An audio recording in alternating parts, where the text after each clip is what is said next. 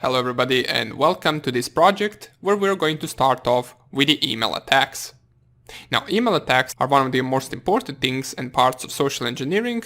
You can use emails in order to further on extend your attack. For example, the backdoor that we coded, we could gather all of the emails from a specific company and send our backdoor to each and every email. And hopefully one of those people will open it and therefore we have the access to that company.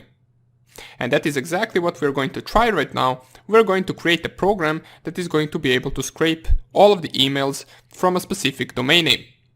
For example, we want to be able to specify the link to a specific website, and our program will gather all of the emails regarding that specific domain. So let's see how we can do that.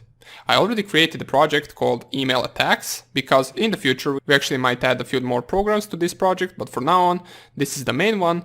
And trust me, this is going to be a good program. You will use it a lot. So it is similar to the Harvester program. Many of you might know it in case you're an experienced ethical hacker. And this program will actually be able to extract even more emails than the Harvester. So let's create the program first. We will call it email-scraper.py. We will import the needed libraries. So we're going to need a library that we haven't used before, which is the Beautiful Soup library. But we don't want to import it like this, we want to import it from Beautiful Soup for import Beautiful Soup. Just like this. And you will notice it is red underlined. We're going to install it as soon as we import all the needed libraries. So let's import the next one, which is going to be the requests library. And we also need to import requests.exceptions. We will need to import URL lib.parse. We will import from collections, import deque. Now I know most of these libraries are something that we haven't used, but it doesn't really matter as we will use them inside of this program. And the last one, which we did use before, is the regex library, which is RE. So now that we imported all the needed libraries, let us prompt the user for the information that we need in order for our program to run, such as for example the URL. So I will specify a variable called user URL to be equal to input. Now let's prompt to the user enter target URL to scan. And we want to convert all of this into a string just in case so it doesn't present us a problem. And we will perform a deque onto this URL. So how can we do that? Well, we will specify a variable called URLs to be equal to deque, open up the brackets, open up square brackets, and specify user URL. Now, before we continue, let us install these needed libraries. Open up your terminal. Let's go with the requests first, so pip3 install requests. It will install the library, and let's go with the Beautiful Soup, so pip3 install bs4. Let's first of all try it like this. Okay, so bs4 is the correct name to use. And I believe that's it. If we close this, in just a few seconds we should lose these red lines. Okay, we no longer have any errors. Let's continue with our program. And let's create a set which is going to be scraped URLs, because our program is going to be based on actually scraping all of the URLs from the main page and trying to find the pattern of an email using regex. For every pattern of an email that we manage to find, we're going to save it and then print it at the end of the execution of our program. We also want to create another set which is going to be equal to emails. So we have a set that is going to be scraped URLs and set that is going to be emails. Now we can try to scrape and find the emails. So we can use the try statement. And inside of that try statement, we're going to use a while length loop of the URLs, which remember are a deque from the user URL. We want to also create a count variable that is going to be equal to 0 and which we will increase right at the beginning. So count plus equals 1. If we reach the count number to be equal to 100, then we will break out of this program. And what this simply means is we're telling the program that we only want to scrape first 100 URLs. If you leave the program to scrape 1000 URLs, it will scrape 1000 URLs. But that will take too long, that's why we only leave 100 URLs to scrape from the main page. There is really no need to scrape more, 100 is more than enough, and after it reaches 100 URLs that it already searched, then it will break out of this while loop and we will print all the emails that we found. Since our URLs are in a dequeue, we want to create a variable called URL, and we want to use the popleft function onto our URLs. So urls.popleft.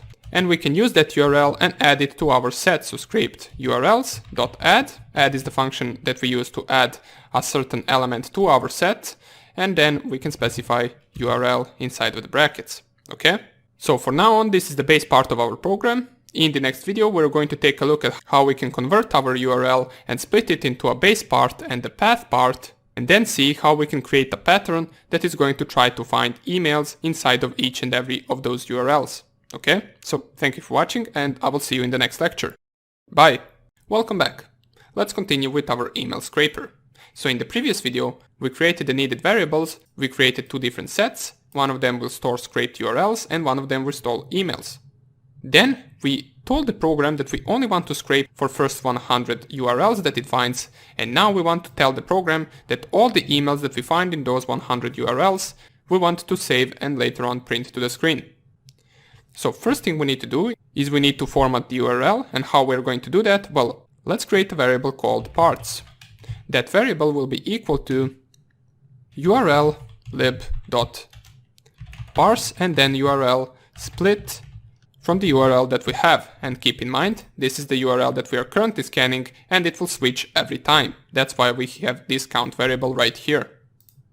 We need to define the base URL, and here we can define it like this. To open these curly brackets, 0.shim, 2 dots, // which is the regular // in a link, and then open curly brackets once again, 0.netlock. And just here we need to change this. The closed square bracket should be after shim, so right here. Close the square bracket, and then at the end we want to format this with the parts that we created, which is right here. So we're simply just splitting the URL, that is all that we're doing. And right now let's find the path. So path will be equal to URL, and here we're going to use the lists comprehension, so we're going to do something like this. From the beginning to the URL dot rfind, open the brackets, we're looking for the slash, and then +1 at the end. And then close the square brackets if, open up single quotes once again, add slash in between, in parts dot path. Okay? In any other case, so else, we're going to simply use the URL. After it we can print that we're processing specified URL. Okay, so %d we are going to use in order to print the number of the URL that we're currently scanning. So let's type here processing %s for the URL to be fit in there. So %, instead of %d we want to type count, and instead of %s we want to specify the URL. This will simply just print us to the screen which URL are we currently scanning and which number is that URL from 1 to 100. Right after it we want to try to connect to that URL, so we will simply try requests.get to that specific URL, and we will store that inside of a response, because from that response we're going to try and find all of the emails. In case that doesn't work, we are going to print some errors, except open brackets requests.exceptions.missing schema. That is the first error that we might encounter, and the second one is requests.exceptions.connection error in case we don't manage to connect. In case we don't and in that case we simply just want to continue. We don't want to stop running our program just because we didn't manage to connect to one URL. We want to proceed to the next URL. And right after it, let's assume that we got the response and we stored it inside of a response. Now we need to use regex in order to find all of the emails inside of that response. So let's create a variable called new_emails to be equal to the set. So it will be a set of re.findAll, and we already know what re.findAll does. We used it before. It will simply just find all the strings with a specified pattern in between the brackets, and the pattern will be this. So I will just type it out and you can simply just copy it. Okay, so this is the pattern that we are going to use in order to find all of the emails. Here is the @ sign from the email. We are searching for anything before the @ sign and anything after the @ sign. And now we need to specify where we are searching this pattern in. Well, we want to search it in our response. And how can we get the response printed in text? Well, we can simply specify response.text. And at the end, re.I. Simply just ignoring the case. Close another bracket, and this should manage to find our emails. Now we can update the emails, so use emails.update, and remember emails is a set that we created at the beginning of the program, which is currently empty, so we're going to update it with the new emails. Alright, so now we see that we have some rand underlines right here, which is from the RE library. So let's see why do we get that. Let's go right here and pip3 install RE in case it is not installed. Let me just see right here, maybe we need to specify double quotes like this.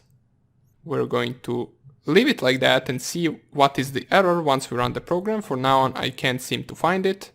So no worries, for now on, we managed to create a pattern and we updated our email set with all the emails that we found in this current link that we are scanning.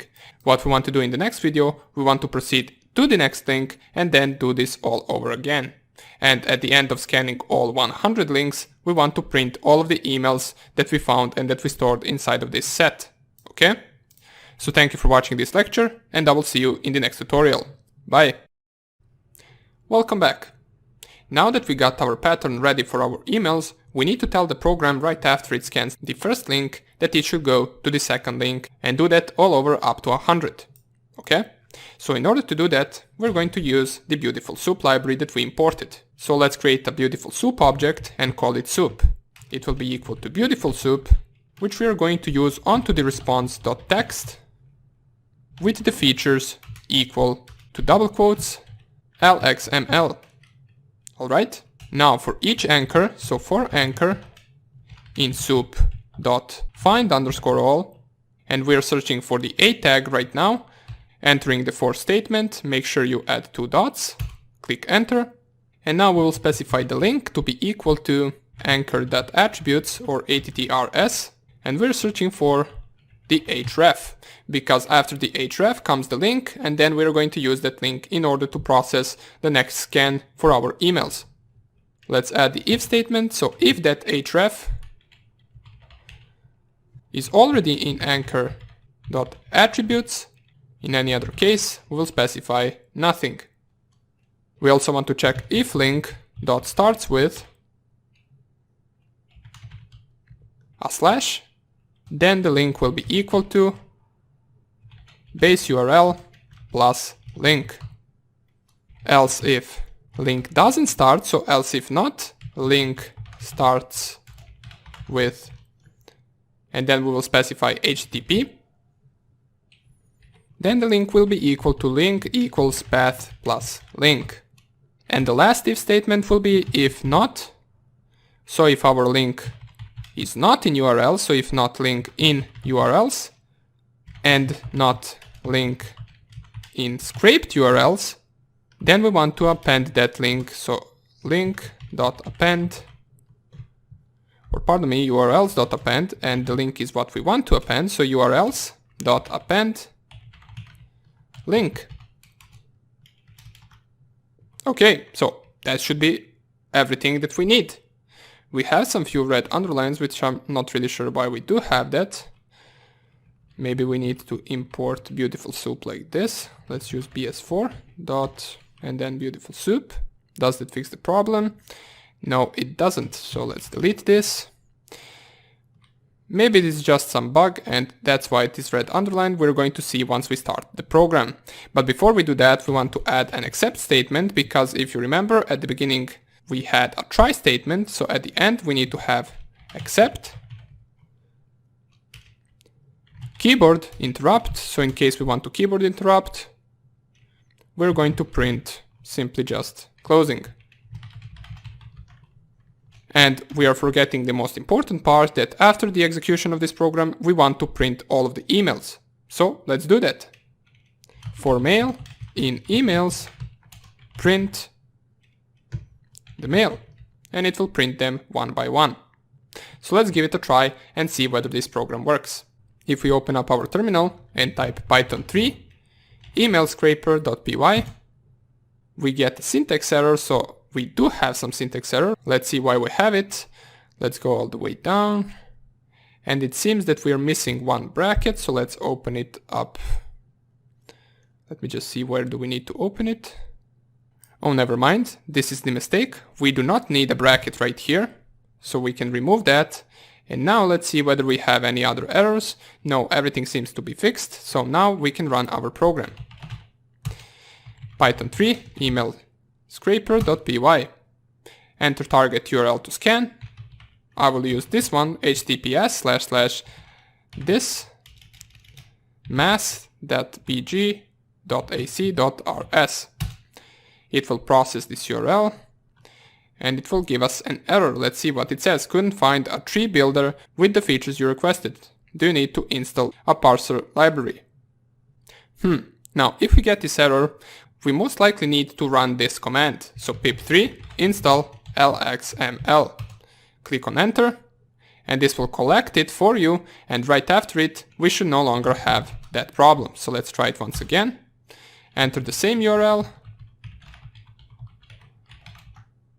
It will process the first URL, the second URL, and this will finish after it hits 100 URLs. Right after it, it should print all the emails that it managed to find in the links that it scraped.